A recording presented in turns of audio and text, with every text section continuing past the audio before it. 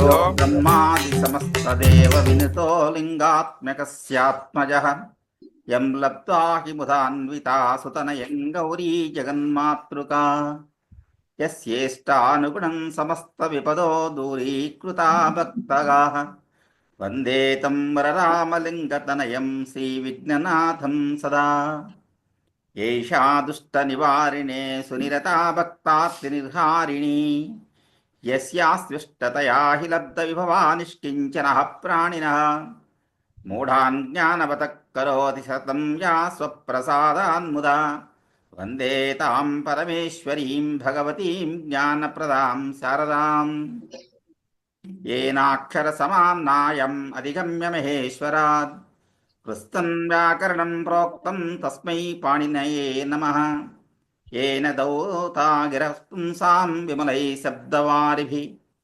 तपश्चाज्ञानजं भिन्नं तस्मै पाणिनये नमः वाक्यकारं वररुचिं भाष्यकारं पतञ्जलिं पाणिनिं सूत्रकारं च प्रणतोऽस्मि मुनित्रयम् ओं नमः पाणिनिकात्यायन पतञ्जलिभ्यः शब्दविद्यासम्प्रदाय प्रवर्तकेभ्यो वंसर्भ्यः परमर्षिभ्यो महद्भ्यो मुनिभ्यो गुरुभ्यः श्रीगुरुभ्यो नमः।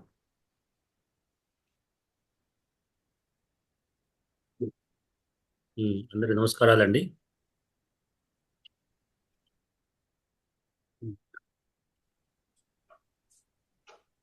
ఇవాళ మనకు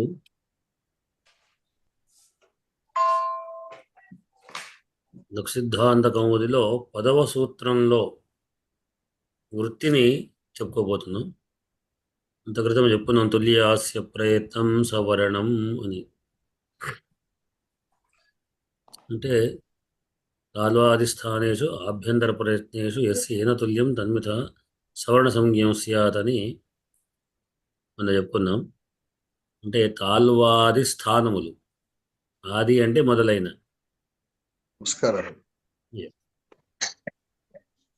తాలు మొదలుకొని ఉన్నటువంటి స్థానాలు,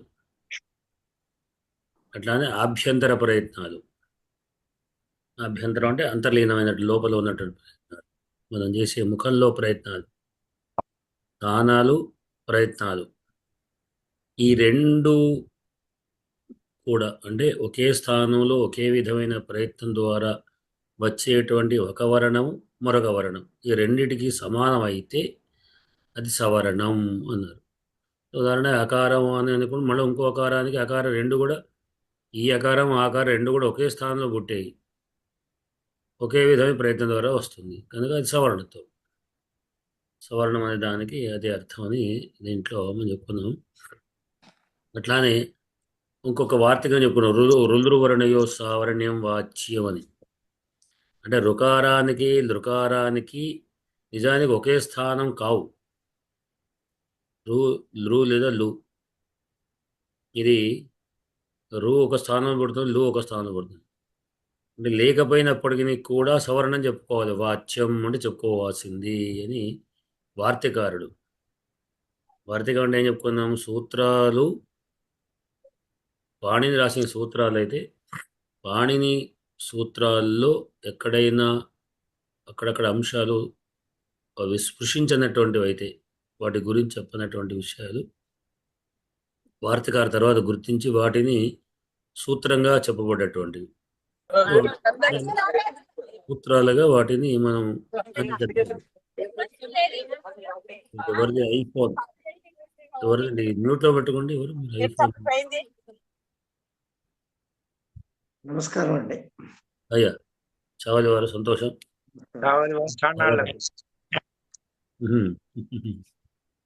సంతోషం.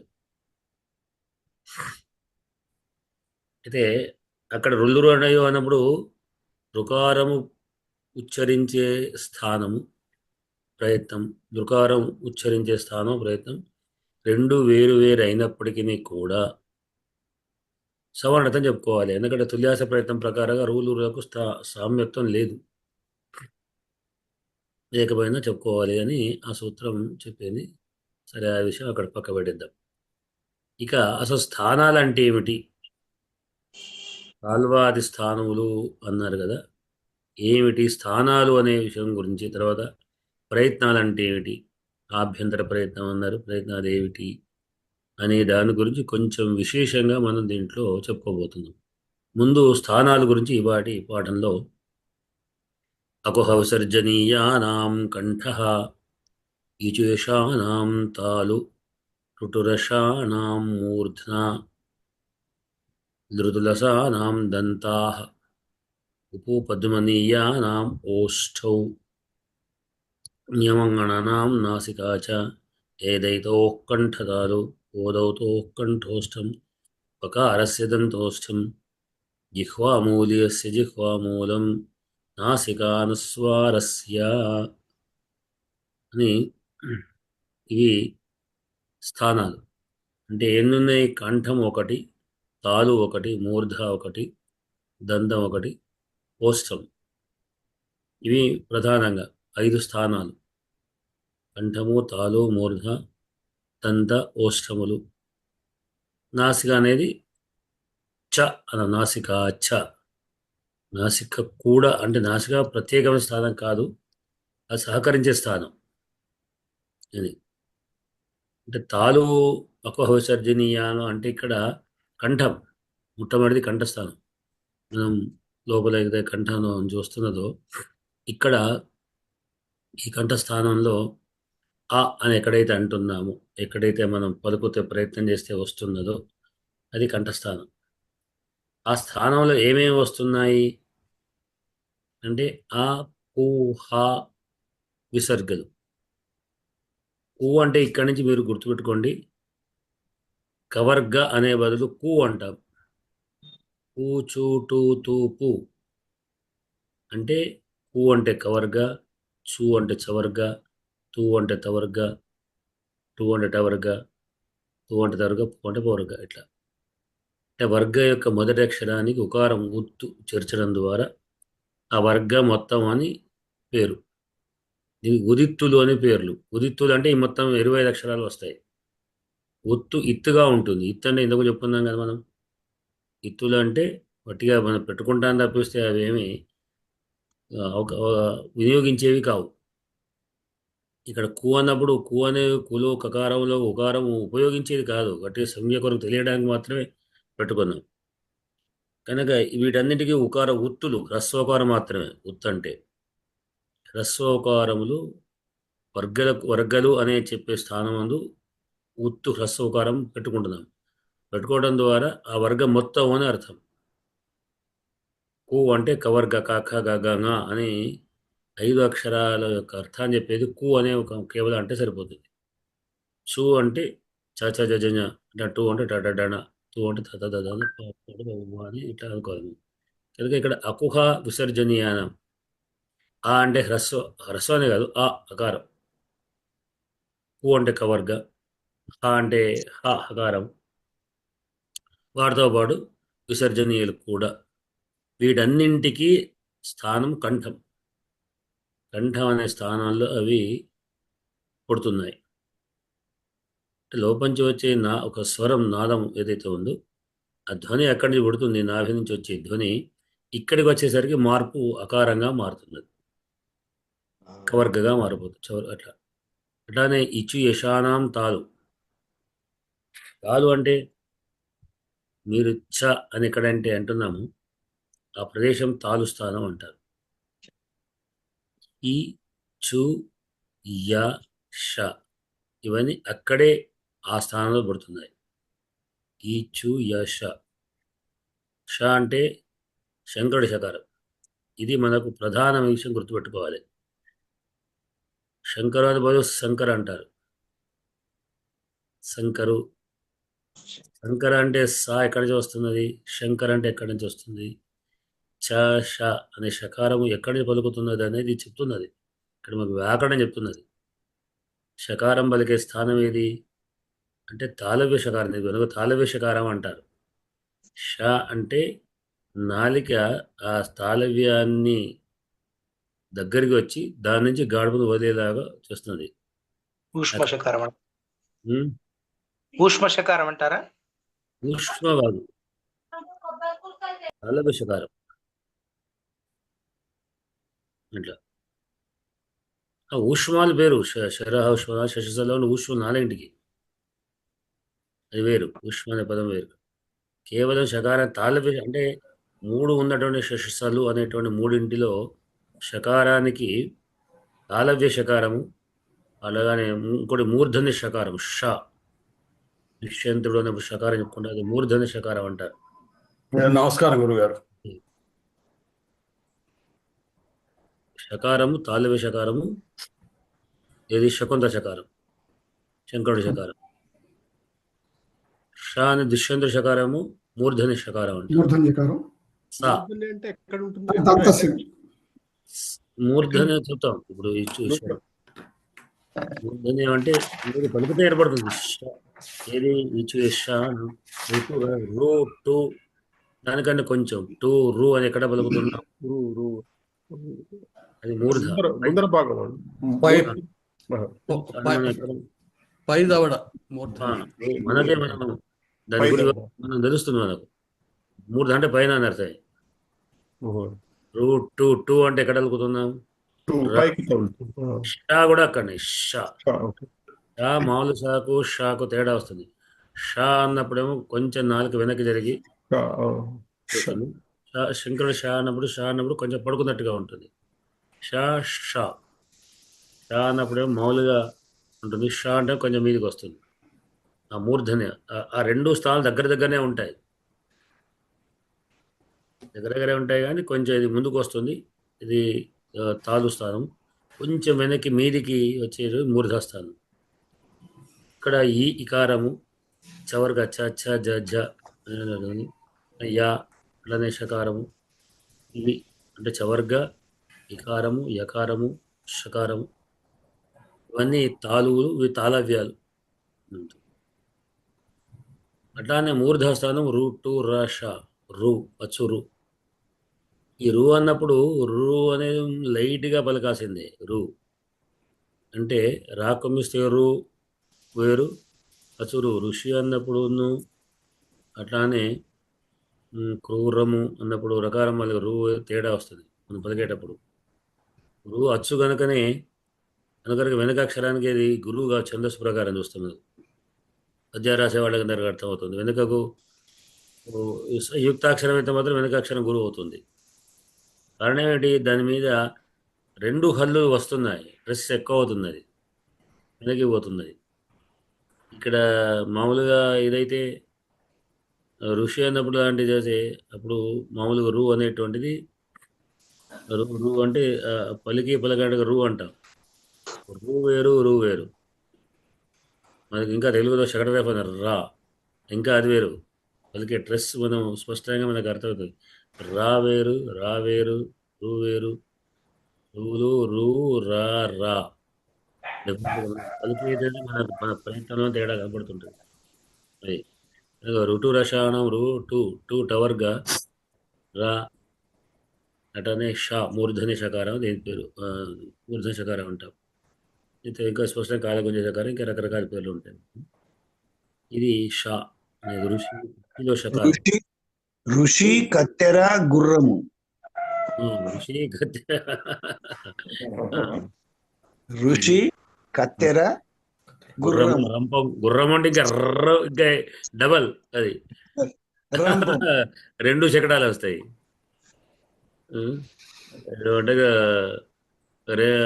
రెండు ఇంజల బండి అన్నట్టుగా రంపం ఉంది కదా. రంపములోకును రమణ రావణుడు రామ అనే పదానికి రామకును రంపములు మనం పలికే రాకు తేడా వస్తుంది. రంపములోను రామలో తేడా వస్తుంది. అట్లా రకారం గుర్రంలో బండిరా రాస్తాం మామూలుగా. బండిరా అది అదే కరెక్ట్. బండిరా గురించి కూడా అంతే. రి అన్నప్పుడు కూడా అదే అంటే అనేది మర్చిపోయినాము. దీంట్లో కూడా మనకు ఈ కంప్యూటర్ వాళ్ళు ఏం చేస్తున్నారంటే సాఫ్ట్వేర్లు దాన్ని తీసేది అవసరం లేదు అనుకోని కాదు. సాఫ్ట్వేర్లు తప్పేం లేదు, ఎందుకంటే మన నేర్పే వాళ్ళే దాన్ని తీసేయమన్నారు. అంటే మా తెలుగు పండితులే దీన్ని తీసేసి వాళ్ళు కొత్తగా దాన్ని అలా చేస్తున్నారు. దాన్ని చేయడం ద్వారా ఏదైతే దాన్ని తీసేస్తే సాఫ్ట్వేర్ న్యాయం కదా ఒకటి పోయింది కొత్త పని తగ్గింది వాళ్ళు తీసేస్తారు. రులు కూడా దొరకడం లేదు పాపం. శేషగిరి పాటి వాళ్ళ వారు ప్రయత్నం చేశారు రులు అనేటు వెతకడానికి వరకు. రులు దొరకడం లేదు. కొన్నింట్లో కనబడుతుంది, కొన్నింట్లో కనబడుతుంది. బరహాలో కొన్ని చోట్ల కనబడుతుంది, కొన్ని చోట్ల లేదు సార్, బరహాలో లేదు సార్. బరహాలో వాడు రూ మన దేవనాగరిలో రూ అని ఇచ్చాడండి, తెలుగులో లేదండి. రూ లేదు. తెలుగులో ఇంత క్రితం దాంట్లో లు ఉండే నేను వాడాను. బరహా మీరు వాడంటారు. అంటే బరహాలో కూడా బరహా పాయింట్ 9, 10 ఉంది కదా, 8 ఉండే. నేను ఇప్పుడు వాడేదంటే అది ఆటోమేటిక్ గా అప్డేట్ అవుతుంది సార్. లేటెస్ట్ వాడుతాను నేను, పెట్టి కూడా ఒక 4-5 సంవత్సరాలు అయింది. 4 సంవత్సరాల నుంచి వాడుతున్నాను నేను. అంత క్రితం వాడాను. నోట్స్ కౌముది రాసేటప్పుడే కౌముది కొరకే ఇప్పుడు నేను కౌముది మీకు పెట్టేటువంటి ఇల్లు కనబడుతుంది కదా, ఇది అప్పుడు బరహాలో కొట్టింది. కొట్టినటువంటి కాపీని మీకు పేస్ట్ చేస్తున్నది. ఇప్పుడు ఈ రూ అచ్చు రూకారానికి, హల్లు శంకరాల రకారానికి ఒక విశేషం ఉందండి. చెప్పండి. సాధారణంగా స్వర్ణపేటకి నుంచి ఎటువంటి అడ్డు లేకుండా స్వరం వచ్చేస్తే అది అచ్చులు అవుతాయి.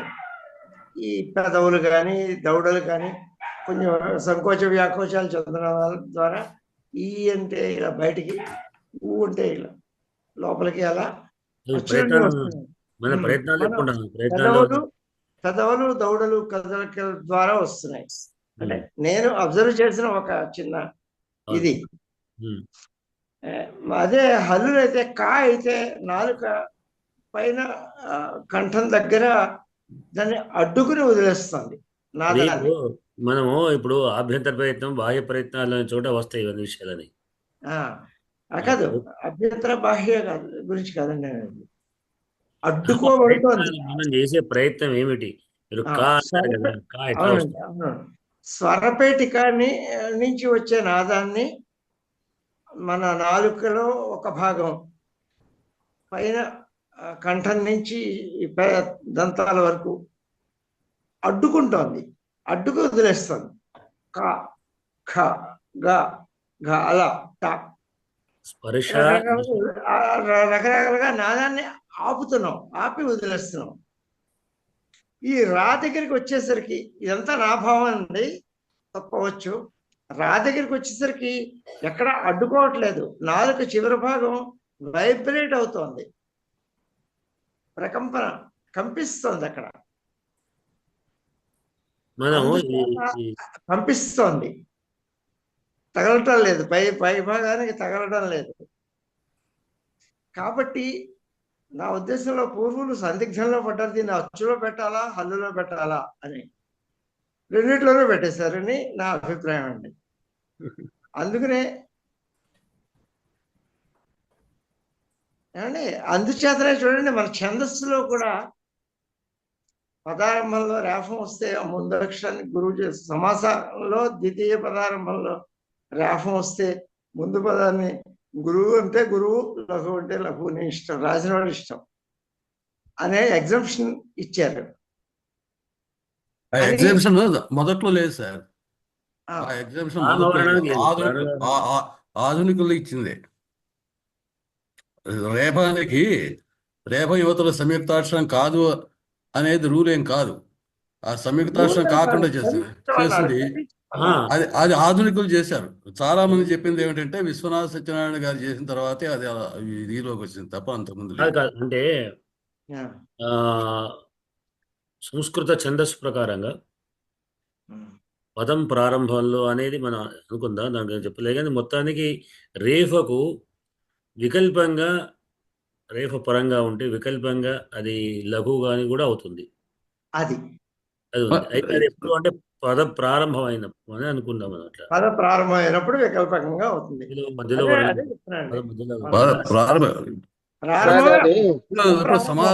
సమాసాంతర్గతమైన రేఫ పూర్వాక్షర నిర్ణయం గురించి చాలా థీసిస్ వచ్చింది దాని గురించి. అయితే అది ఎట్లా అంటే సమాసంలో ఉన్నప్పుడు రెండు పదాలతో సమాసం ఏర్పడినప్పుడు రెండవ పదము మొదట్లో అది సంయుక్తం అయినప్పుడు మీదిది కావచ్చు కాకపోవచ్చు. కానీ ఒకే పదములో సంయుక్తమైనప్పుడు తప్పనిసరి మీది గురువు అవుతుంది.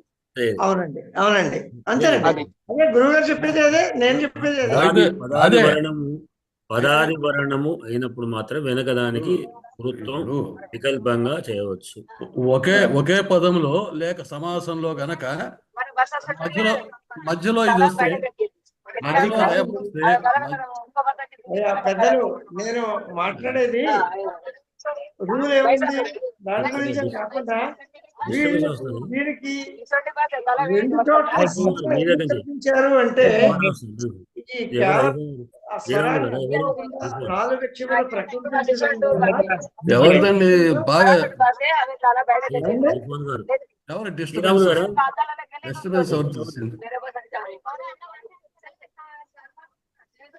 శ్రీరాములు గారు ఎవరిది ఐఫోన్ వాళ్ళది. ఇప్పుడు చూడండి, ఆంధ్ర ప్రాంతము అన్నాం. ఆంధ్ర ప్రాంతము అన్నప్పుడు స్ట్రిక్ట్ గా మీరు రూల్ మాట్లాడితే ఆంధ్ర ధ్ర అనేది గురువు అవ్వాలి, ఆంధ్ర ప్రాంతము అని అనాలి. అయితే అవ్వచ్చు కాదు, అవ్వాలి. అయితే కొంతమంది ఎక్సెప్షన్ తీసుకున్నారు ఆధునికులు, కాబట్టి అవ్వట్లేదు అంతే. అంటే మనం పలికేటప్పుడు ఆంధ్ర ప్రాంతం అంటున్నాం కదా, చెప్తున్నారు కదా వికల్పంగా అవుతుందని. అది సమాస మధ్యలో కాదు, సమాస మధ్యలో కాదు. అయ్యా ఇక్కడ ఉత్పత్తి స్థానాల గురించి చెప్పుకుంటున్నాం మనం, దాన్ని డివైడ్ చేయకండి గురువు అదే గారు. అదే అంతేనండి, ఇది వదిలేద్దాం. ఓకే ఓకే సరేనండి. సరే, ఋటు రషాణ మూర్ధ అనేది కూడా ఇక్కడ మీరు ఋటురా రా రేఫ కూడా ఉంది. ఇక్కడ మూర్ధ స్థానంలో రేఫ ఉంది, రుకారం ఉంది, టవర్గా మూర్ధ శకారం, ఇవన్నీ కూడా మూర్ధ స్థానాలు. కాకపోతే వాటి యొక్క ప్రయత్నాల ద్వారా ప్రయత్నాలు ఎక్కువ తక్కువ ఇప్పుడు దగ్గర చెప్పినట్టుగా సవాల్ గారు చెప్పినట్టుగా దాని యొక్క ప్రయత్నాలు కూడా ఉన్నాయి. మనకు ఎన్ని రకాల ప్రయత్నాలు అనేటివి ఇది కాగా రేపు చెప్పుకుంటాం మనం, అంటే ఈ పాఠం కాగానే. ఆ ప్రయత్నాలు అనేటువంటివి ఏవి ప్రయత్నాలు ఉన్నాయి? స్పృష్ట సమృద్ధ వేదాలు అనే రకాలు ఉన్నాయి, 5 రకాల ప్రయత్నాలు ఉన్నాయి. ఆ ప్రయత్నాల ద్వారా వాటి యొక్క ఎక్కువ తక్కువ అవుతాయి, దాని వరకు గురువు లఘువులు అవుతాయి. అదే విధంగా కనుక ఇక్కడ స్థానాలు మాత్రం ఆ స్థానాలు పుట్టేవి మాత్రం ఇక్కడ వర్ణన చెప్పుకుంటుంది మనం. అంటే ఆ స్థానాలు ఫలానా స్థానం ఉంది, ఈ వర్ణాలు పుడతాయి. ఎట్లా పుడతాయి అనేది ప్రయత్నం వేరే మనం చెప్పే. అట్లానే లృతుల అసహనం, లృ లేదా లృ అని మనం గురువు చెప్పే లృ అని అంటుంటాం, లేదా లు అనాలి. ఋతు తవర్గ లకారము సకారం, ఇక్కడ లు ల రెండు వచ్చేసాయి. లృ ప్రారంభమైనటువంటి వర్ణం లేదు కనుక దాన్ని ఎక్కువగా మనం వాడలేదు. కానీ క్లుప్తం లాంటి పదాల్లో మనకు వస్తుంటుంది. క్లుప్తం అన్నప్పుడు కూడా ఇది లు అచ్చు లు కనుకనే వెనుక వర్ణానికి అది గురువు కాదు, క్లుప్తాన్ని వాడినప్పుడు. అట్లానే తూ తవర్గ లకారము సకారము, ఇవన్నీ దంత స్థానాలు. వీటికి దంతాలు 4. చెప్పండి. ఉలూచిలో కూడా ఇదే లు వాడతాం. ఉలూచియా? లూచి అది ఊ అనము, పలుకుతాం ఊరికే లూచి. ఎందుకు అనేది ఊరికే సౌండ్ వస్తుంది అంతే లూచి. ఇప్పుడు ఉలూచి అంటే అర్జునుడి భార్య కదా, ఇక్కడ ఉలూచి పదంతో మనకు కనపడుతుంటది పుస్తకాలు. లేదు అది ఇదే లూనే కావచ్చు, నేను చూడలేదు. లూచి అయితే దాన్ని ఊ అనేది ముందర పలికి దాన్ని మనం చివరికి తెలుగులో మనం పలకడం కాదు, మనకు టెక్స్ట్ వీటిలో కనబడుతుంది, గ్రంథాల్లో కనబడుతుంది. అట్లా లూచి ఇంద్రసభలో ఉన్నటువంటి అప్సరసల్లో లూచి కావచ్చు. ఇదే ఎక్కడి అట్లానే దంతాలు, దంతస్థానం అన్నాం కదా, ఈ పళ్ళ వల్లనే లా అంటే మనం పళ్ళకు తాకిస్తున్నాం. లా సా అన్నప్పుడు ఆ పళ్ళు దాని ద్వారా మధ్యలో పళ్ళను మోయడం ద్వారా వచ్చే గాడుపు ద్వారా అవుతుంది. అట్లానే లా సా తూ తవర్గ తా తా దా దా అన్నప్పుడు కూడా పళ్ళు, ఈ పళ్ళు లేకపోతే ఇవి పలకరాదు. అట్లానే ఉపూపధ్వనీయానం ఓష్ఠౌ ద్వివచనం, అంటే రెండింటి సపోర్ట్ కావాలి. ఇక్కడ ఊ అన్నప్పుడు 2 పదాలు మనం పెదాలే చేస్తున్నాం, ఊ అంట. అంటే పెదావుల సపోర్ట్ లేకుండా ఉకారం రాదు. తూ తవర్గ ఉప్పు పవర్గ పాప బాబా అన్నప్పుడు పెదవులే. అట్లానే ఉపధ్వాన ఉప్పు పవర్గ రెండే పోతా కూడా ఉపధ్వానీయములు అంటారు. ఉపధ్వానీయములు అంటే ఏమిటి అంటే దీని గురించి మనం ముందు మళ్ళీ ఒక వాక్యం అర్థం వస్తుంది కానీ ఇప్పుడే అయిపోతున్నాం. ఉపధ్మానీయం అంటే ఏంటి? విసర్గల తర్వాత ఉన్న పాపాలు, విసర్గల తర్వాత పాప కానీ కాఖ కానీ ఉంటే వాటికి ప్రత్యేకమైన పేర్లు ఉన్నాయి. పాపాలు ఉంటే ఉఫ్ అంటాం మనం. రామ పచతి అన్నప్పుడు పచతి రామ ఉఫ్ అని వస్తుంది. ఈ ఉఫ్ అనేటువంటిది అది ఉపధ్మానీయం అని దానికి పేరు. పాప రెండిటికి కూడా ఉపధ్మానీయములు అంటారు. అంటే ఉకారము పౌరుగ ఉపధ్మానీయములు అనేటువంటి వాటికి ఓష్ఠ స్థానములు. ఇవి మనకు జనరల్గా ఈ మిమిక్రీలు వీళ్ళు ఏమంటారు, దాన్ని అంటారు కదా, మిమిక్రీలో బొమ్మలు పట్టుకొని మాట్లాడిస్తుంటారు, చేస్తుంటారు. వాళ్ళు ఏం చేస్తారంటే వాళ్ళే పలుకుతారు కానీ బొమ్మ పలికేదో మనం భ్రాంతి కలిగిస్తుంటారు. వెంట్రిలాక్విజం. వెంటిలాక్విజం. ఈ వెంటిలాక్విజంలో ఇది ఈ ఉపధ్మానీయం అనేటువంటి దాన్ని ఏం చేస్తారంటే వాళ్ళు, అంటే పాప ఉకారం పలకబాలు వాళ్ళు కాక్కాలు అంటారు. మనకు అటుపద ఇటుపదలతో భ్రమతోని మనం పాప అని అనుకుంటాం. అంటే వాడు పలికేటువంటి పాప బాబా ఇవి ఏవైతే ఉన్నాయో వాటి బదులు కవర్గను ఉపయోగిస్తాడు. అంటే అప్పుడు ఎక్కువ కాకాలం తెలియక, ఎందుకంటే కంఠస్థానం కదా, అంటే పెదవుల యొక్క తెలియకుండానే మన కాకాలు అంటాడు వాడు. అక్కడ పెదవుల కదలిక కనబడకుండా అంటాడు. కనుక మేము ఏమేస్తుంటాం, అక్కడ పా అన్నప్పుడు పండు అన్నప్పుడు కండు అన్నా కానీ మనం పండే అనుకుంటాం. ఎందుకంటే ఆ భ్రమ పండు చూపించి కండు అంటే పండు అన్నప్పుడు నాకు వినబడి అట్లా వినబడేదాకా వస్తుంది. అంటే ఇది దాదాపుగా ఇది ఉపయోగం వాళ్ళకు. అంటే ఏ విధైతే పెదవుల ద్వారా వస్తుందని తెలుసుకుని దాని ప్రకారంగా మార్చుకుంటారు. ఈ ఉపధ్మానీయులు ఈ రెండు ఉకార పవర్గలు. తర్వాత వకారం కూడా ఉంది. వకారస్య దంతోష్ణం కింద కూడా మనం చెప్పుకుంటాం. దంతము ప్లస్ ఓష్టము. అంటే దంత ఇంతకుముందు తాత దంతస్థానమును ప్లస్ ఈ రెండు కలుపుతాం. అంటే వా అన్నప్పుడు మన కింద ఉన్నటువంటి దంతాల్ని పైన ఉన్నటువంటి పెదవుల్ని కలిపి వా అంటాం. వా అన్నప్పుడు ఈ రెండిటి స్థానం అవసరం. దీనికి ఓష్ట స్థానం కూడా ప్రధానమైనటువంటిది, అట్లా కంఠస్థానం కూడా. అట్లా నియమగణానం నాసికాచ. నాసికాచ అంటే అర్థం ఏంటి? న్యామాంగణన అన్నప్పుడు ఇవి పంచమాక్షరాలు ఇవి కూడా. కానీ వీటికి వాయా యొక్క స్థానాలు ఉన్నాయి.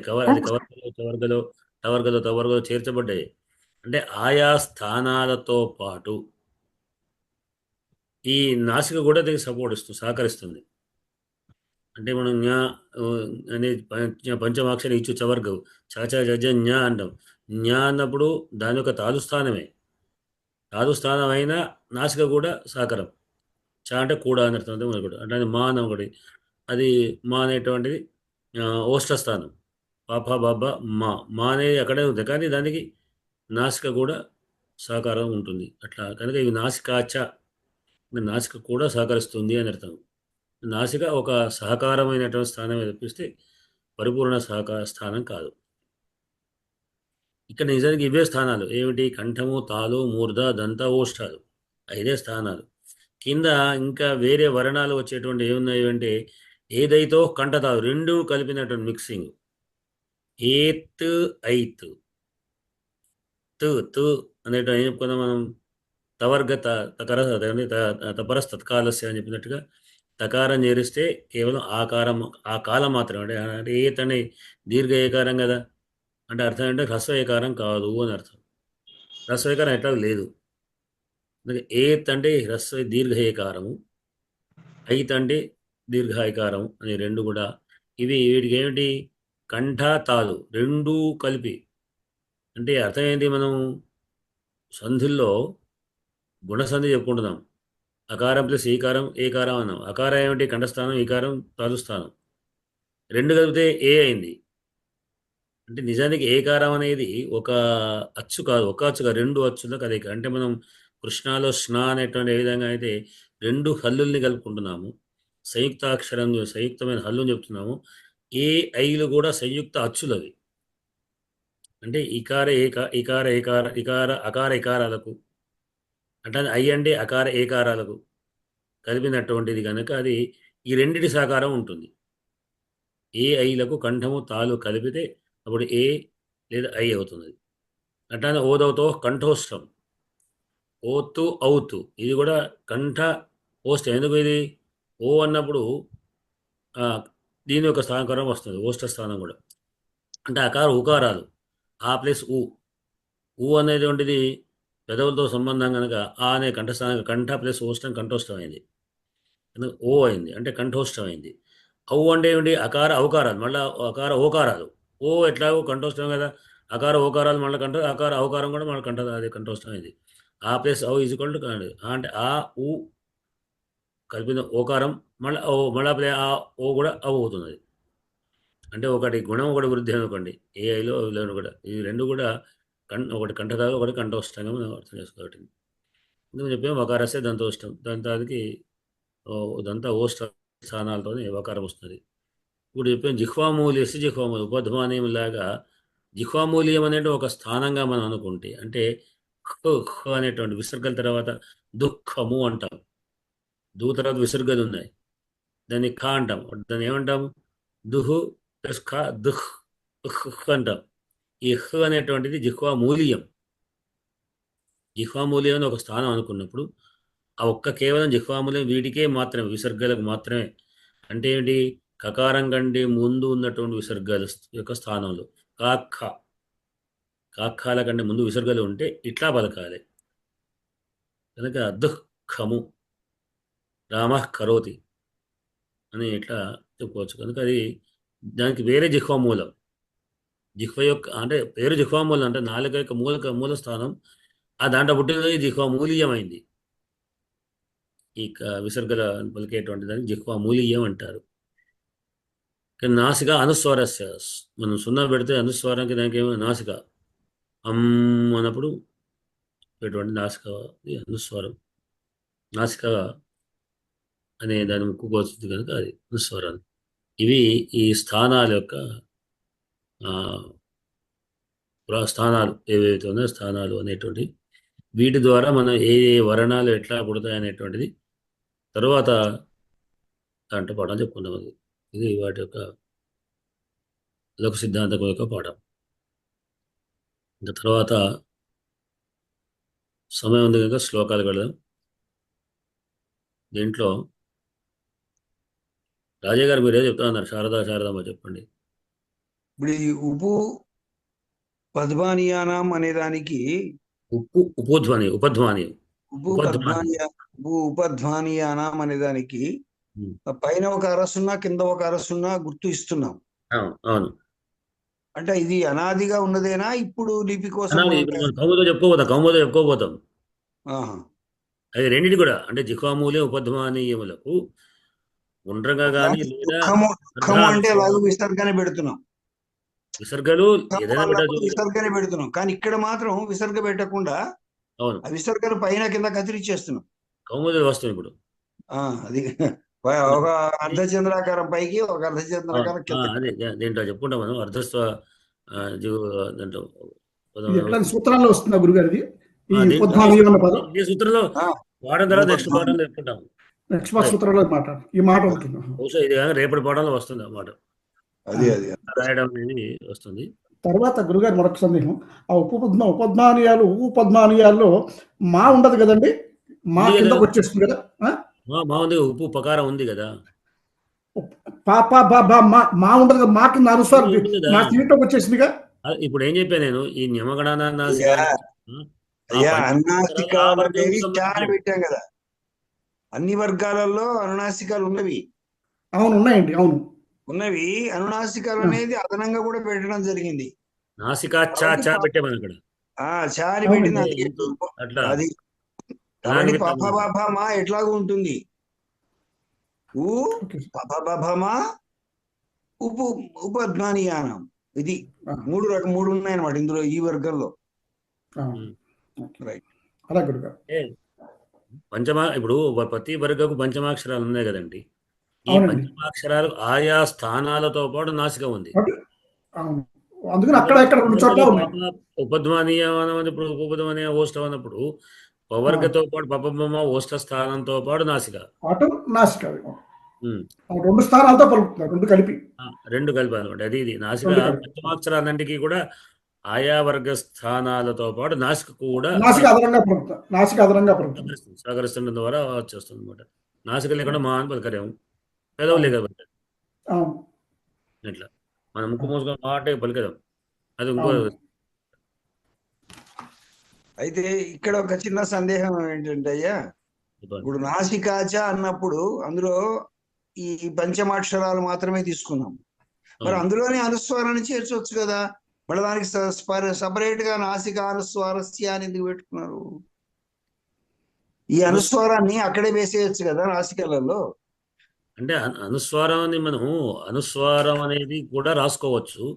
అనుస్వారం అన్నింటికి వచ్చేస్తుంది. అనుస్వారం అనేది కేవలం ఈ పంచమ ఈ కుచుడు తుపులకే కాకుండా మిగతా చోట కూడా మనం పెట్టుకుంటాం. అదే నాసికాచ అనే దాంట్లో నాసిక అనుస్వారస్య అని పెట్టుకోవచ్చు కదా అక్కడే. అక్కడనేమో అది సహకరించడం మాత్రమే. ఇక్కడ దాని స్థానమే చెప్పడానికి. సరే తీరింది. ఇప్పుడు రాజయ్య గారు మీరేని మీరు మ్యూట్లో లేకుండా మీ మాట వస్తలేదు. రకారం ఉన్న చూడండి, 3 రు రు రా రా. ఆ 3వ రా ఉన్న చూడండి, మొదటికి రూపు ఋషికిలో ఉన్న రూపు, తర్వాత రాముడికి మీరు డిఫరెన్స్ చెప్పారు. ఆ 3వ రా ఉన్న చూడండి రా. ఆ రా అనేటువంటి దాన్ని ఇంగ్లీష్ ఫొనెటిక్స్ లో రా అంటారు. రా రా రంపము ఎర్రని అట్లా వచ్చారు. ట్రిల్లింగ్ ఆర్ అంటారు ఇంగ్లీష్ ఫొనెటిక్స్ లో. ట్రిల్లింగ్ ఆర్ రా రా అంటే ఒక బ్లేడ్ అన్న తీసుకొని ఇట్లా కొడితే బొయ్యి అని చెప్పడం వస్తుంది చూడండి, అట్లా అన్నమాట దాని పోలిక. తర్వాత ఇంకొకటి ధనికొండ వారు ఆధునికులు కనుక్కున్నారన్నారు. దానికి రామశర్మ శతావధానం చేసినప్పుడు ఒక కారికని చెప్పాడు గండూరి దత్తాత్రేయ శర్మ గారు. అది ఉన్నది మన శాస్త్రంలో ఉన్నది, ఈ ఛందశాస్త్రంలో ఉన్నది. అది హ్రస్వానికి ఏంటంటే మొదటి అక్షరం అతి ప్రభంజనము అన్నది అనుకోండి, దాన్ని తీని లఘు చేయవచ్చు, గురు చేయవచ్చు. దానికి సూత్రం కూడా ఉన్నది. కండూరి దత్తాత్రేయ శర్మ గారు చెప్పారు. ఆధునికులు కనుక్కున్నది కాదు అది. అదే అని చెప్తున్నాను, ఆయన చెప్పింది అది అంతే. అయితే ఆ సూత్రానికి ఒక లాజిక్ ఉన్నది, దాని మీద ఒత్తిడి పడుతుందా లేదా అనేది. అతి ప్రభంజనము అన్నప్పుడు ఒత్తిడి పడుతుంది, ఆంధ్ర ప్రాంతం అన్నప్పుడు ఒత్తిడి పడలేదు. పడినా పడకుండా అదొకటి ఉన్నది కానీ అది పూర్వకాలం నుంచి ఉన్నది. ఆ సూత్రం ఆయన కోట్ చేశాడు, అందుకోసం నేను చెప్తున్నా. అది చట్టము రాజ్యాంగం లాగా. అది అంటే దానికి ఎక్సెప్షన్ ఉన్నది, అదొక రేపానికి ఎక్సెప్షన్ అని చెప్పి నేను చెప్పే కదా, రేవపరంగా దానికి వికల్పత్వం ఉన్నది. నేను కొన్ని చోట్ల వాడాను, అయితే నేను అప్పుడు ఇంతగా గమనించలేదు. బహుశా నాది కూడా కొన్ని చోట్ల పొరపాటు పడవచ్చు, అంటే అక్కడ ఊనిక పడుతుందా లేదా అనేటువంటిది ఉన్నా లేకపోతే నేను వాడాను కొన్ని చోట్ల. దీంట్లో కూడా వస్తుండే ఎక్కడైనా. మూల సూత్రం అయితే ఊనిక ఉన్నదా లేదా అనేది మూల సూత్రం అనేది మనం మూల సూత్రం పాటించలేం కాబట్టి బాహ్య సూత్రం పెట్టేశారు. సంయుక్త అక్షరానికి యువతరం ఉంటే అది గురువు అని పెట్టేశారు. అంతేకాకుండా ఇప్పుడు ముద్దురాజయ్య గారు చెప్పినట్టు ఆ బండి రా అనేదాన్ని ఒక బ్లేడును కదిలిస్తే వచ్చేటటువంటి వైబ్రేషన్ అని చెప్పడం జరిగింది. అది ఇంగ్లీష్ ఫొనెటిక్స్ లో నాకు ఉండే చెప్తున్నా. అది రా రా రా నాలుక 1 కంటే ఎక్కువ సార్లు కొట్టుకుంటుంది. కానీ సంస్కృతం లేదు, అందుకోసమే అది చెప్పాల్సినది కూడా అదే, సంస్కృతంలో అది లేదు. అందుకే శంకరుడు పార్వతికి ఈ రామనామ మంత్రాన్ని చెప్పినప్పుడు శ్రీరామ రామ రామేతి రమే రామే మనోరమే సహస్రనామ తత్తుల్యం రామనామ వరాననే. ఇందులో ఎన్నిసార్లు రా వస్తుంది. ఇలా రా పలకడం ద్వారా శరీరంలోని నాడులన్నీ వైబ్రేట్ అవుతాయి. అక్కడ పుణ్యం తర్వాత గాని శరీరం ఆరోగ్యం ఏర్పడుతుంది ముందు. కాబట్టి ఆరోగ్యం ఏర్పడాలి అంటే మనము ఈ మంత్రాన్ని జపిస్తూ ఉంటే ఆ వైబ్రేషన్స్ కు శరీరంలో ఉండేటటువంటి ఈవిల్ ఎనర్జీస్ అన్ని కూడా బయటకు వెళ్ళిపోతాయి కానీ ఆ రా వైబ్రేషన్ వల్ల. మీరు చెప్పినటువంటిది కరెక్టే కావచ్చు, నేను కాదంటే లేదు. కానీ ఇంకొక ప్రమాదం కూడా ఉన్నది. మీరు రామాయణకు గుర్రం గుర్రం గుర్రం అని 30 సార్లు అంటాం కాబట్టి మీరు శరీరం కూడా వస్తుంది కదా, వైబ్రేషన్ వస్తుంది కదా. మీరు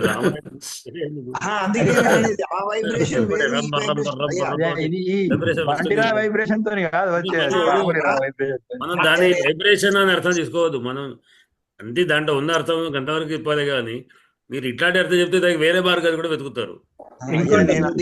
నేను అందుకే ముందుగానే చెప్పాను, రా యొక్క వైబ్రేషన్ వేరు, రా యొక్క వైబ్రేషన్ వేరు. అది ఎక్కువగా ఉంది. కానీ కాబట్టి నిజానికి ఎక్కువగా ఉన్నదాన్ని మనం తీసుకోలేదు ఇందులోకి. కానీ ఒకటి సార్, నిజానికి అంత భేదాన్ని గమనించి ఉచ్చారణ ఎవరు చేయరు, చేయలేరు. చెయ్యాలి, చేస్తేనే మరి మంత్రం అవుతుంది. లేకపోతే మంత్రమే కాదు, మామూలుగా కూడా గుర్రం మామూలుగా అయితే అన్నప్పుడు అక్కడ నేను బండిరా పలికానా లేదా అనేది లేదు. ఆ మర్రి ఈ మర్రి అనే పదం కూడా చెప్తుంటా. ఆ మర్రి ఈ మర్రి అంటే అది ఎక్కడా లేదయ్యా, అది ఓన్లీ జానపదుల ఇదంతా కోసం చెప్పే కల్పించింది కథ. అది. అది జానపదుల కోసం చెప్పేదే తప్ప ఆ మన మరి కోసం ఈ మనం మరి కల్పించుకున్నాం. చెప్పలేదు. ఎక్కడా లేదు అది. ఒక్కటే నా అభిప్రాయం ఏంటంటే, ఫలానా చదివితే ఇది ఆరోగ్యంగా, ఇది అందుకొరకు ఇది ఊరు అని చెప్పుకునే బదులు దాన్ని అట్లానే చదువుకొని చెప్పడం వరకే చాలు. మనం నేను చెప్పేది ఏమవుతుందంటే, దానికి విపరీతమైనటువంటి వ్యాఖ్యానం కూడా చేసుకొని వేరే పదాలు కూడా వేసుకోవచ్చు కదా అనే అర్థం. ఇది కూడా కష్టం కనుక మనం దాన్ని చేసుకోవడం అంతే. శ్రీరామదేవుడు ఆధ్యాత్మికంగా చెప్పడం సరిపోతుంది చాలు, నేను ఉద్దేశం అంతే. అంటే మీరు చెప్పింది కరెక్టే, అది ఉంది, అంతర్లీనంగా ఉండవచ్చు. కానీ ఇది మాత్రం అయితే ఇంకా అర్థం పోతుండేది, ఎందుకంటే వ్యాఖ్యానాలు ఎక్కువ చేసేవాళ్ళు ఉన్నారు కనుక. సరే, వ్యాఖ్యానాల గురించి పక్కకు పెడితే ఇక్కడంతా మనం ఆధ్యాత్మికలో ఉన్నాం కాబట్టి, అదే ఇప్పుడు మామూలుగా ఒక మంత్రం ఏదైనా, ఇప్పుడు మీరు ఏ మంత్రం తీసుకున్నా, మృత్యుంజయ మంత్రం తీసుకున్నా, గాయత్రి మంత్రం తీసుకున్నా, నమక చమకాలు తీసుకున్నా, వాటి యొక్క పరమార్థం ఏమిటంటే శరీరాన్ని క్లీన్ చేయడం.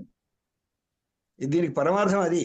ఆ స్వరయుక్తంగా చదవడం వల్ల వచ్చేటటువంటి మార్పులు ఎన్ని రకాల వ్యాధిగ్రస్తులైనా సరే వాటిని చదువుకోవడం వల్ల పోతుంది అంటే ఎక్కడా మనకు శంకరుడు వచ్చి లేదా రాముడు వచ్చి మనకేదో చేస్తున్నాడు కాదు, మనలో ఉన్నటువంటి ఈ ఎనర్జీసే ఈ రకంగా చేస్తున్నాయి అనేది శాస్త్రం.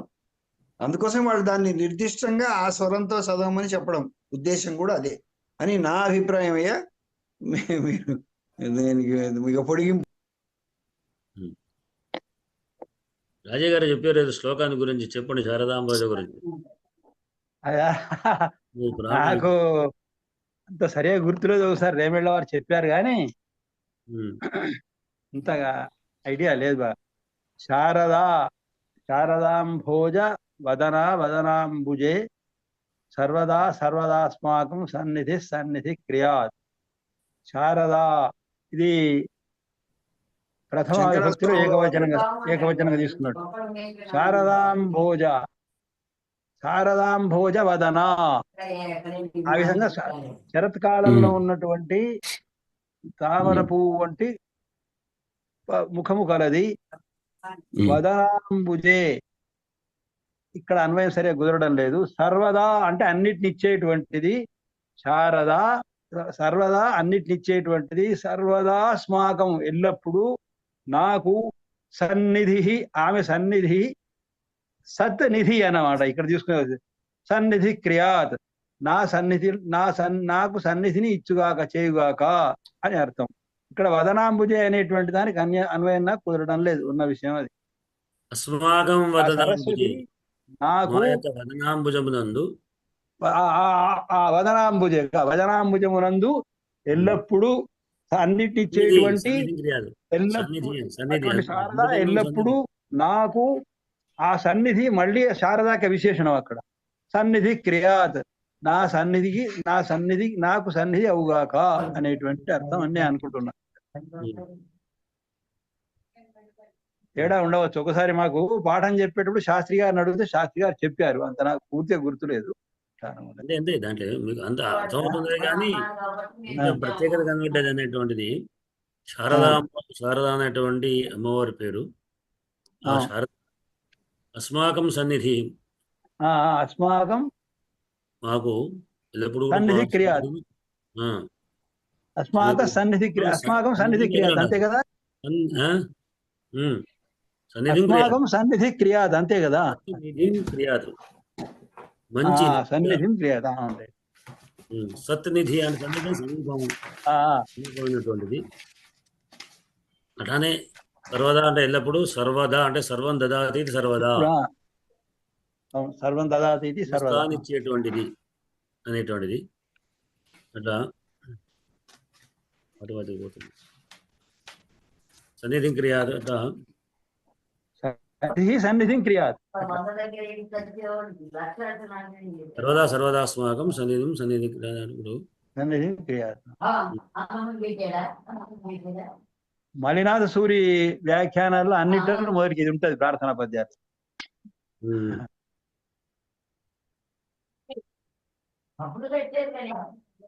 శారదాంభోజవదన, అది శారదాంభోజవదన, ఆమె వర్ణన, సర్వదా సన్నిధి, ఇవన్నీ విశేషణాలు. శారదాంభోజవదన అంటే శరత్కాలపు కమలముల వంటి ముఖము కలిగింది. అంటే చలికాలంలో వికసాలు ఎక్కువ ఉంటాయి, మంచుతో కూడుకున్నటువంటివి ఉంటాయి. అంటే ఎండాకాలం అయితే వాడిపోవడం కానీ ఎండ దెబ్బలకు, వర్షాకాలంలో నీళ్లతో అనేది కావచ్చు, శరత్కాలంలో ఉంటుంది. అటువంటిది సర్వదా అంటే సర్వం దదాతి సర్వదా అనేటువంటి ఆమె అస్మాకం సర్వదా మాకెళ్ళప్పుడు కూడా వదనాంబుజే సన్నిధి, వదనాభుజంబునందు సన్నిధి ఆమె సన్నిధిని ఇచ్చుగాక అనే అర్థంలో ఉన్నది. ఇది దీంట్లో గమ్మత ఏమిటి అంటే ఇవి పునరావృత్తి దోషం అని, పునరావృత్తి ఆభాసం అని, అంటే మళ్ళీ పదం వచ్చింది అనేటువంటి ఒక దోషం ఉంటుంది. ఆ దోషంగా అంటే ఒకే పదాన్ని 2 సార్లు వాడడం తప్పే. అయితే ఇక్కడ ఆ అర్థం కాకుండా ఉండడం అంటే మనకు పునరావృత్తి లాగా అనిపిస్తుంది, యమకం కాదు, ఆభాసమే.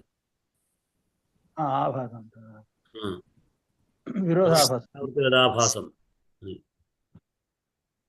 పునరావృత్తి లాగా అనిపించేటువంటి అలంకారం. ఇట్లా మళ్ళీ అర్థం చేస్తే అర్థంలో మారిపోతుంది, అర్థం దృష్ట్యా వేరే రకం అర్థం వస్తుందని. ఇది దాంట్లో అంటే 2 అర్థాలు ఉన్నాయని తెలుసుకోవడానికి ఇది అందరికి తెలిసి ఉన్నప్పుడు కూడా. రెండవ వదనాంబుజే అన్నప్పుడు అది చెప్పండి అయ్యా. అస్మాకం వదనాంబుజే అని తీసుకోవాలి కదా. అస్మాకం వదనాంబుజే అంటే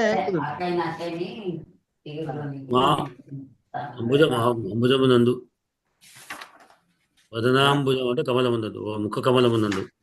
అదే మన ముఖములు కూడా కమలములు, మన ముఖ కమలమునందని చెప్పడానికి అస్మాకం వదనాంబుజే అని అయితే కుదురుతుంది, అంతే కదా అది. సో అస్మాకం వదనాంబుజే సన్నిధిం క్రియాత్, అట్లా అంతే కదా అన్వయం. మిగతా అవన్నీ అమ్మవారికి విశేషణాలు. ఆమె సన్నిధి ఆమెకే మొదటిది. అదే శారదాంభోజవదన సర్వదా సన్నిధి, సర్వదా అస్మాకం వదనాంబుజే సన్నిధిం క్రియాత్. ఇట్లా 4 వరుసగా తీసుకొని తర్వాత సర్వదా అస్మాకం వదనాంబుజే సన్నిధిం క్రియాత్ అంటే అన్వయక్రమంలో శారదాంభోజవదన సర్వదా సన్నిధి అస్మాకం వదనాంబుజే సర్వదా సన్నిధిం క్రియాత్. శారద అనేటువంటిది ప్రధానమైన పదం గనక అదే విశేషణాలు ముందు ఉండాలి.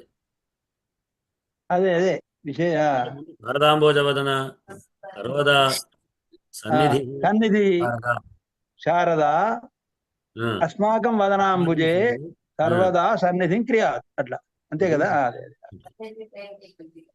అంటే కర్త అంటే ఇప్పుడు క్రియాత్ అనేటువంటి ఒక క్రియాపదం తీసుకుంటే చేయగాక, ఉండుగాక, చేయగాక, ఎవరు శారద, ఏమిటి చేయాలి, సన్నిధి. ముందు పెట్టాలి. శారదా కథంభూతం, శారద ఎటువంటిది, శారదాంభోజవదన అంటే శారదాంభోజవదన శారద. పునః కథంభూత సర్వదా సర్వం దదాతి సర్వదా, ఎల్లప్పుడు అంటే శారదాంభోజవదన సర్వదా శారద. పునః కథంభూత సన్నిధి అంటే సన్నిధి అంటే మంచి నిధి. అస్మాక్ ఎవరికి మ్యూట్ చేసుకోండి అయ్యా.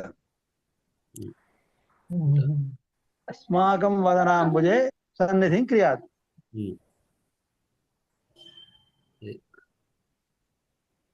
తర్వాత శ్లోకం చెప్తారా? నేను చెప్పను సార్. చెప్పండి. ఇది ఉత్తర రామచరితంలో శ్లోకం అండి. ఇది రాముల వారి విరహాన్ని సీతను గుర్తు తెచ్చుకుని రాముల వారి విరహాన్ని తెలియజేసినటువంటి శ్లోకం ఇది. ఇది అంటే అక్కడ విరహం ఏం లేదు, ఆ సందర్భం కాదు అది. సందర్భం ఏం లేదు. సందర్భం కాదండి. అంటే సీత లేకపోవటం వల్ల కలిగినటువంటి బాధని గుర్తు చేసుకుని రాముల వారు చెప్తున్న మాటలు ఇవి. కాదు ఇది ప్రథమాంకంలోది. సీత ఉన్నది, సీతతోనే పక్క సీత ఉండగానే అంటాడు ప్రథమాంకంలో. ఇయం గేహే లక్ష్మి ఇయం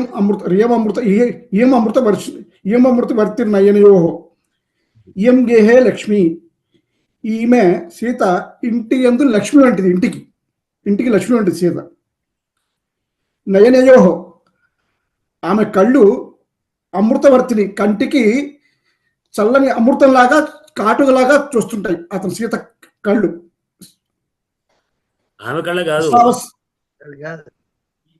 తన కళ్ళకే, నా కళ్ళకు అని అర్థం. నా కంటికి తనకంటి ఇవన్నీ ఆయనకేనండి, ఇవన్నీ ఆయనవే.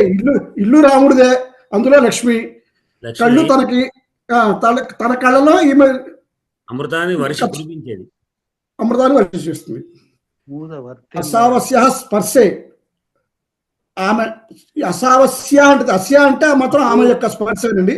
ఆమె యొక్క స్పర్శ అసావస్య అంటే, అస్య అంటే స్పర్శ, ఆమె యొక్క స్పర్శ, ఆమె స్పర్శ వపుషు శరీరానికి బహుళ చందన రస, అధికమైనటువంటి చందనం అందినట్టుగా ఉంటుంది ఆయనకి ఆమె స్పర్శ రాముల వారికి. అయం బాహు కంఠే శిశిరం అశ్రుణ మౌక్తిక సరహ, ఆమె చేతులు శ్రీరాముల వారి కంఠంలో వేస్తే మౌక్తిక సరహ, ముత్యాల హారంలాగా అనిపిస్తాయి చల్లగా. అది కిం అస్యాన ప్రియ యది పరమసహ్యస్తు విరహ, ఇవన్నీ ఆయనకి ఇష్టమైనవే, కానీ అసహ్యస్తు విరహ, ఆమె విరహం మాత్రానికి అసహ్యస్తు అంటే అసహ్య అస్తు, అసహ్యం ఆయనకి, అంటే సహించరాని ఆయనకి. ఇవి అని అర్థం చేసుకున్నాను సార్ ఇక్కడ నేను. అందులో నాకు తెలియదు, అసావస్య అన్నక్కడ మాత్రం తెలియలేదు. అసౌ అంటే ఆమె స్త్రీలింగం. అసౌ ఆమె యొక్క చేతులు, ఈమె లేదు ఆమె, అస్యాహ ఆమె యొక్క స్త్రీలింగ, అస్యాహ ఆమె యొక్క స్త్రీలింగ షష్ఠి అండి. రసః, ఈ రసం కింద కిమ్ అస్యాన్న ప్రేయ అంటే అక్కడ ఏమిటి అర్థం గురువు గారు?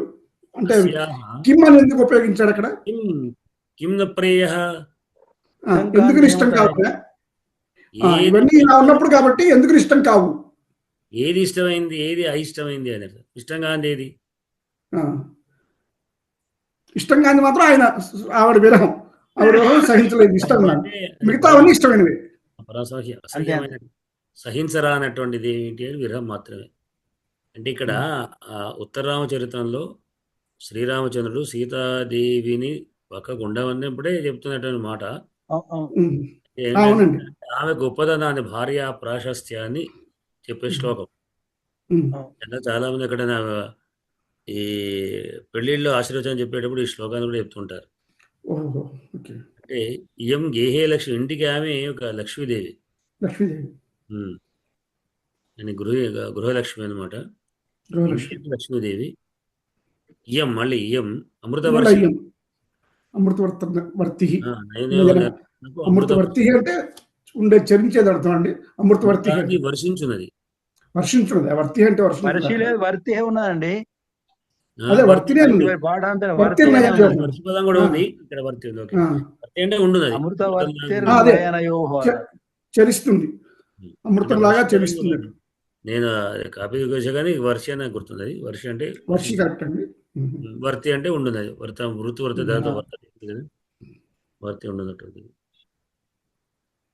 అస్యాహ స్పర్శే, అస్యాహ ఈమె యొక్క వపుషి, ఈమె యొక్క స్పర్శయందు వపుషి బహుళశ్చందన రస, అధికమైనటువంటి చందనం ఆదనట్టు ఉంటుంది, చందనం లాగా చందన రసం, బహుళ చందన రసం అయినటువంటిది, అధికమైనటువంటి అంతే కదా. అయం బాహు కంఠే, ఉమ్, అయం ఈ బాహు, ఈ ఈ బాగులు బాహు తన బాహు కంఠమందు పెడితే శిశిరమసర మౌక్తిక సరహ, ఇంకా వేస్తుంటే ఏమవుతుంది అంటే అప్పుడు అంటే ఈ లేదా తన బాహు అన్నాడు, ఆమె యొక్క బాహు అన్నాడు. అయం బాహు అంటే ఆమె యొక్క చెవి, ఆమె యొక్క ఈ చెవి, ఆమె చెట్లు ఈ చెయ్యి కంఠమునందు శిశిరమసృణ మౌక్తిక సర. అశ్రుణం అంటే ఏమిటండి అక్కడ? అశ్రుణం అంటే చక్కనైనటువంటి చక్కనైనటువంటి శిశిరమసృణ మౌక్తికమైనటువంటి సరం అందు మాల అంటే చల్లగా వేసేటువంటి ఒక చల్లనైనటువంటి శిశిరకాలంలో వేసే లాగా ఉన్నటువంటి మౌక్తికమైనటువంటి సరం అంటే మాల, చల్లగా ఉండే శిశిరకాలంలో చల్లగా ఎక్కడ ఉంటుంది? శిశిరంలో చల్లగా ఎక్కడ ఉంటుంది? శరత్తులో ఋతువు కాదండి అక్కడ. శిశిరం అంటే చల్లదండి అక్కడ అర్థం. శిశిరం అంటే ఋతువుని కాదు అక్కడ ఇంకోటి.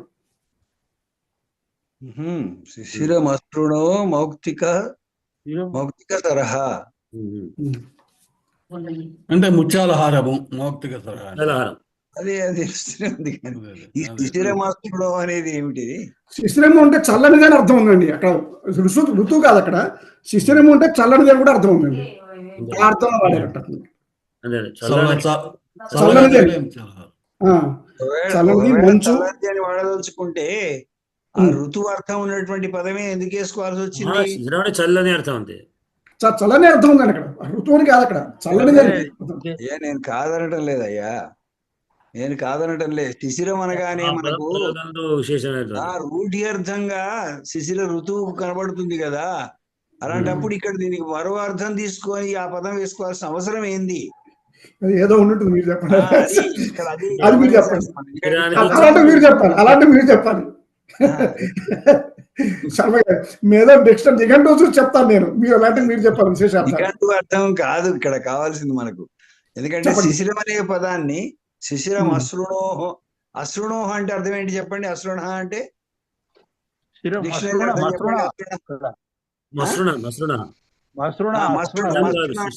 అంటే అర్థం ఏంటి? చిక్కనైనటువంటి అని అర్థం ఇచ్చాడు. చిక్కనైనా కర్కశమైన అని అర్థం ఉంది. అది చిక్కనమైన సరిపోద్ది, అట్లా తీసుకుంటే సరిపోద్ది. అంతేగాని చక్కనైనా అంటే కుదరదు.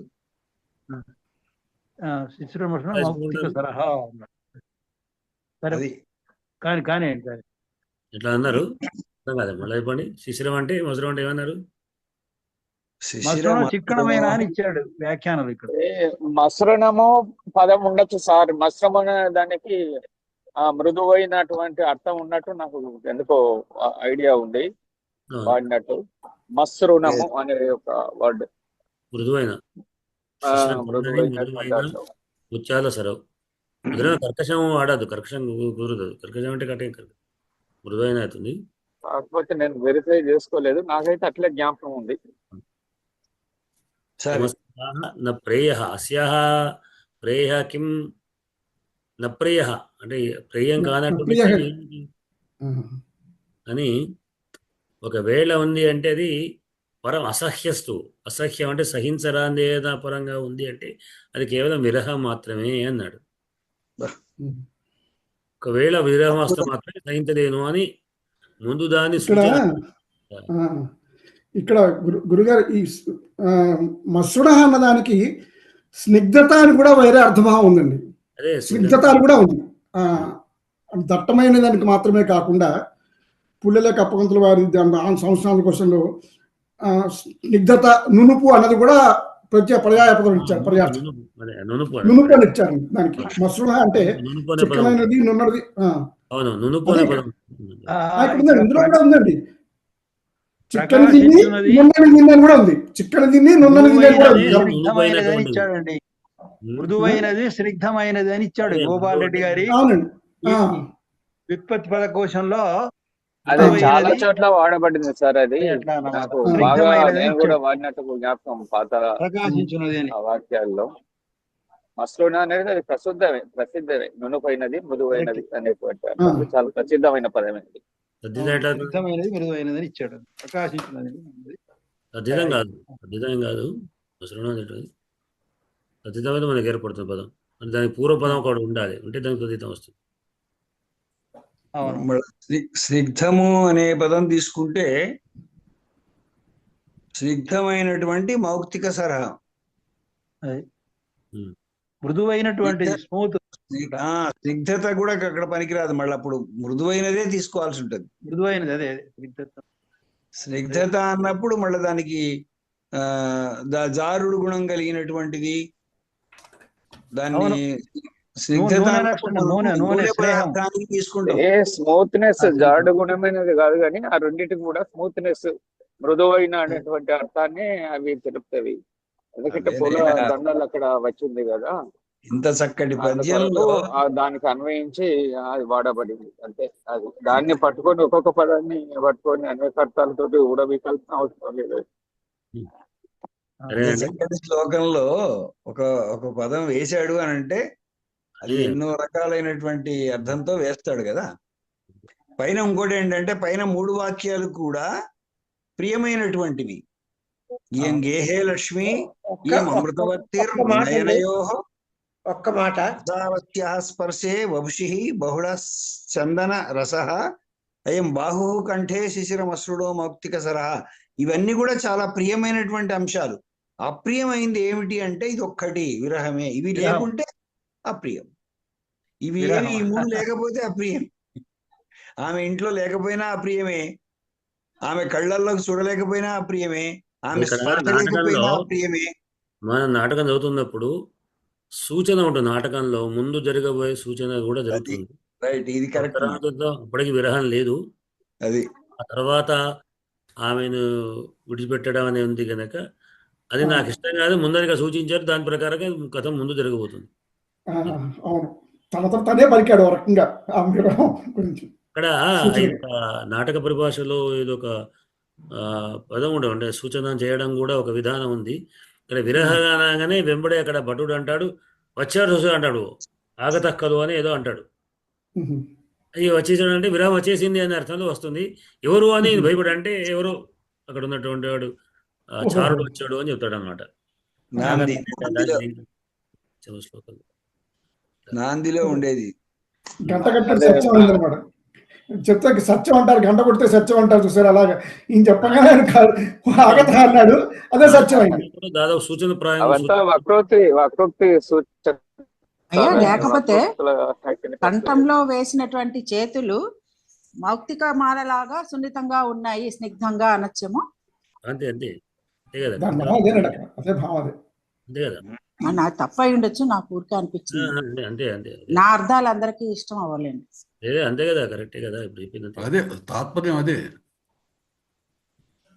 సరేనండి, సమయం గడిచిపోయింది. మన వాటికి సెలవు తీసుకుందాం. అందరికీ శుభరాత్రి, ధన్యవాదాలు, నమస్కారాలు. నేను నిష్క్రమిస్తున్నాను. స్వస్తి ప్రజాభి పరిపాలయంతాం న్యాయేన మార్గేణ మహిమహేషాః గోబ్రాహ్మణేభ్యః శుభమస్తు. లోకాః సమస్తాః సుఖినో భవంతు. స్వస్తి. శైలజ గారు నిష్కరిస్తున్నాను. ధన్యవాదములు గురుగారు. ధన్యవాదాలు గురుగారు.